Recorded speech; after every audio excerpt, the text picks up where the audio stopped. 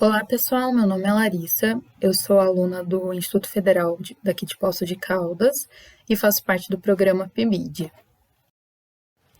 Hoje nós vamos dar início, então, à segunda semana do Plano de Estudo Tutorado do segundo ano do ensino médio.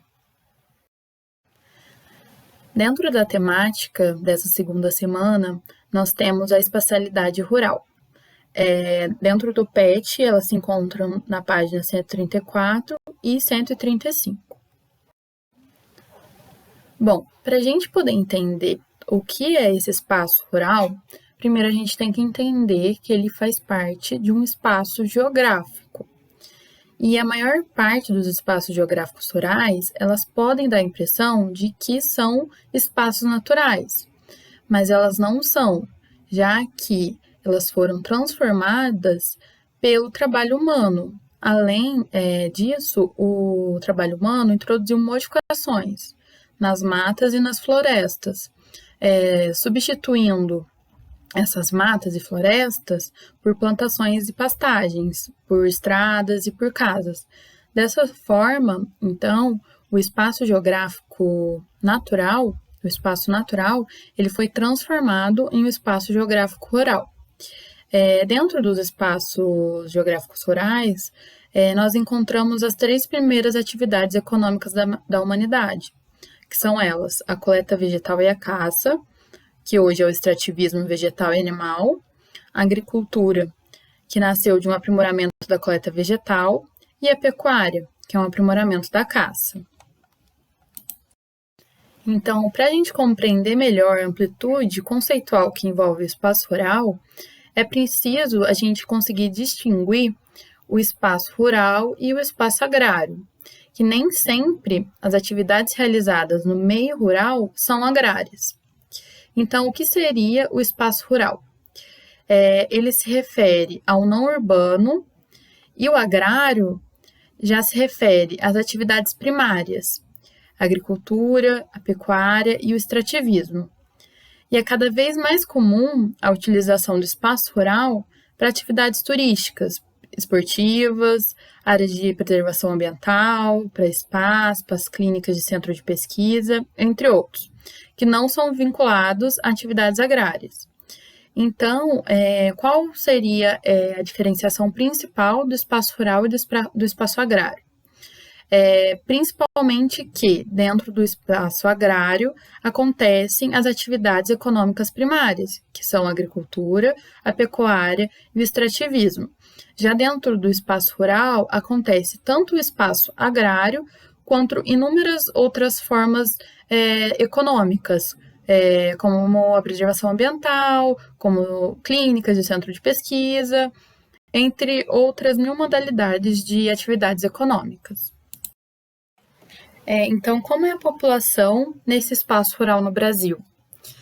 Até metade do século XX, as estatísticas mostram que a maioria dos brasileiros, eles moravam em espaços rurais, no meio rural. E é apenas a partir de 1930 que ocorreu uma forte aceleração da migração do campo para as cidades, em decorrência das indústrias, em decorrência da falta de emprego, em decorrência das migrações entre as regiões.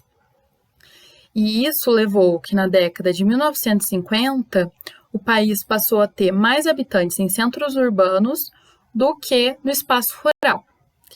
Já agora, mais atualmente, em 2018, o país, aqui no Brasil, tinha apenas 16% da população rural, mostrando então esse contraste entre o século XX, que até a metade dele se tinha mais pessoas morando no campo, e que agora, no século XXI, nós temos mais pessoas morando em centros urbanos, em decorrência principalmente do êxodo rural.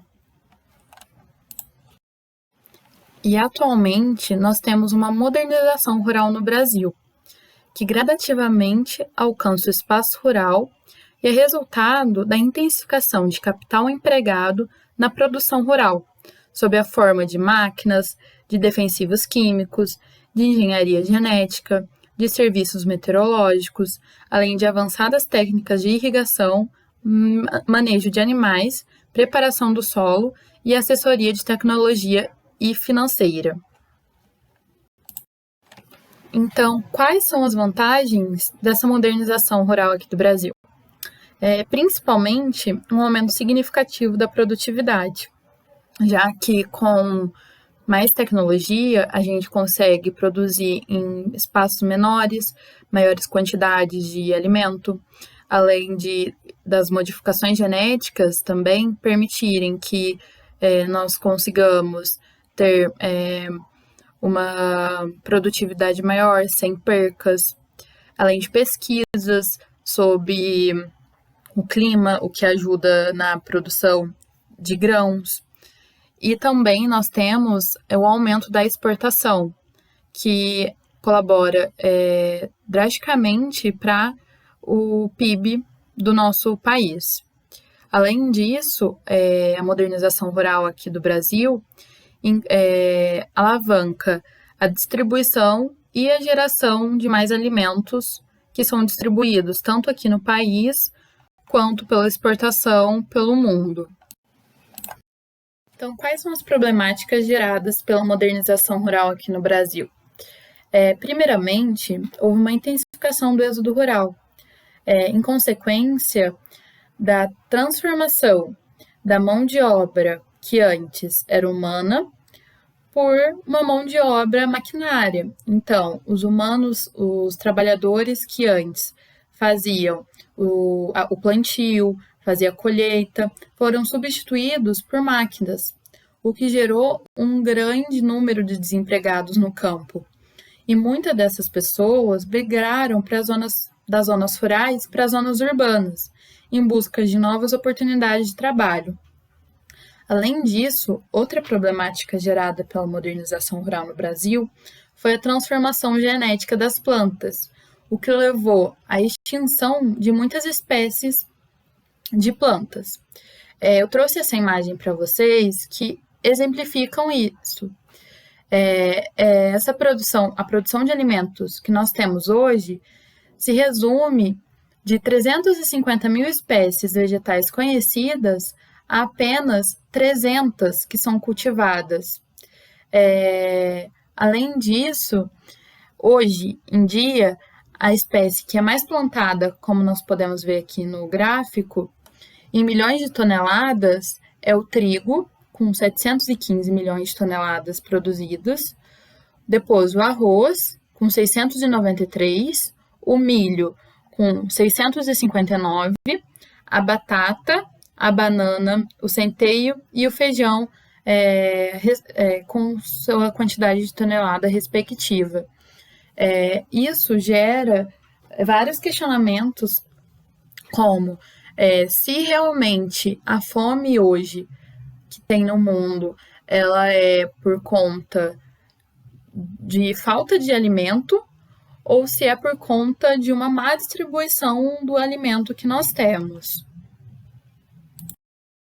Bom, nós temos mais uma problemática gerada pela modernização rural aqui no Brasil, que é a expansão das atividades agropecuárias, que resulta em uma pressão sobre as áreas naturais e, consequentemente, o desmatamento, gerando uma redução das áreas florestais aqui do país.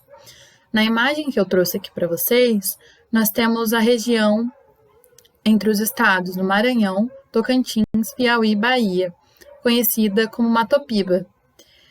E hoje essa região ela é considerada a vitrine do agronegócio brasileiro. E esse modelo ele vem acelerando o desmatamento no Cerrado. Sempre nós discutimos muito sobre o desmatamento da Amazônia, mas atualmente o bioma brasileiro que mais vem sendo desmatado é o Cerrado.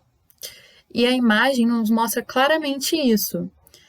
De um lado nós temos a floresta e do outro lado nós temos os campos, né, de plantação e de uso da agropecuária para pasto, né, de animais. E isso gera uma grande problemática aqui para o nosso país. Nós vemos nos jornais todo dia as discussões sobre o desmatamento no Brasil, o quanto esse desmatamento vem aumentando para que o agronegócio se desenvolva.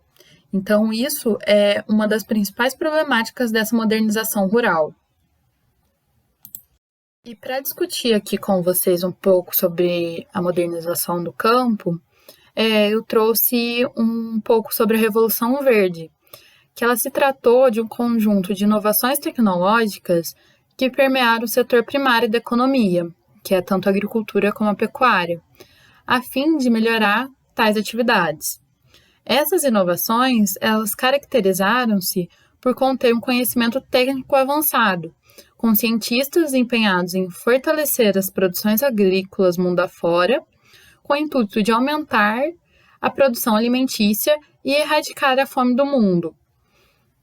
Dentre essas inovações que a Revolução Verde trouxe, nós podemos citar o desenvolvimento principalmente de agrotóxicos, fungicidas, herbicidas, fertilizantes químicos, sementes mais adaptadas a climas extremos e a criação dos orgânicos geneticamente modificados.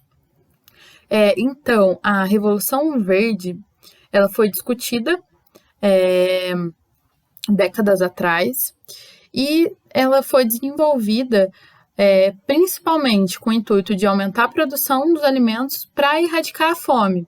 E também, com o empenho dos cientistas, foi desenvolvidos agrotóxicos, fungicidas, para que houvesse uma maior quantidade da produção e também para uma melhora dessa produção.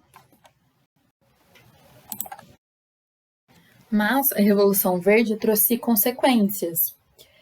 Ela transformou a agricultura em um grande empreendimento capitalista, intensificando a concentração fundiária em países desenvolvidos. Além disso, o uso exagerado de agrotóxicos e fertilizantes, segundo alguns estudos, leva quem consome produtos regados a esses itens químicos a problemas como alergia, pode ser desenvolvido câncer, além de outras doenças semelhantes. Outros fatores que o uso exagerado de agrotóxico e de fertilizantes pode trazer é a erosão dos solos, a contaminação da água, a perda da biodiversidade e, consequentemente, também o desmatamento. A Revolução Verde trouxe outras problemáticas, como problemáticas sociais. Dentre elas está o acentuamento do êxodo rural por parte da população mais carente e o endividamento de produtores rurais para a compra de insumos químicos. Além disso, ela gera uma concentração de renda e de terra na mão de poucas pessoas, incentivando também a monocultura.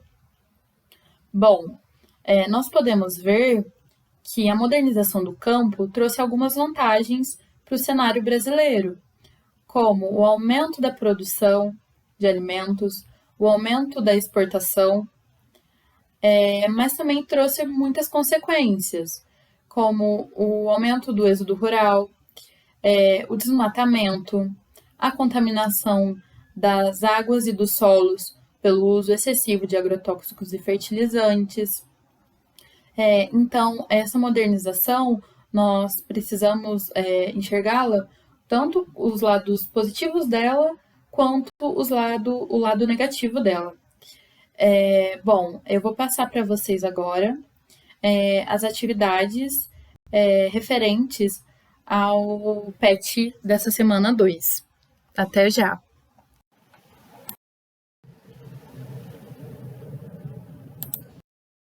Oi, pessoal! Eu vou falar aqui com vocês um pouco sobre a atividade do PET 2, da semana 2 de Geografia, que está na página 136 e 137. Na questão 1, sobre a Revolução Verde, vocês vão ter que assinalar entre A, B, C ou D a opção que faz referência aos efeitos da Revolução Verde. Já na questão 2, vocês vão ter que assinalar entre a questão A, B, C ou D a questão incorreta sobre os efeitos da mecanização do campo.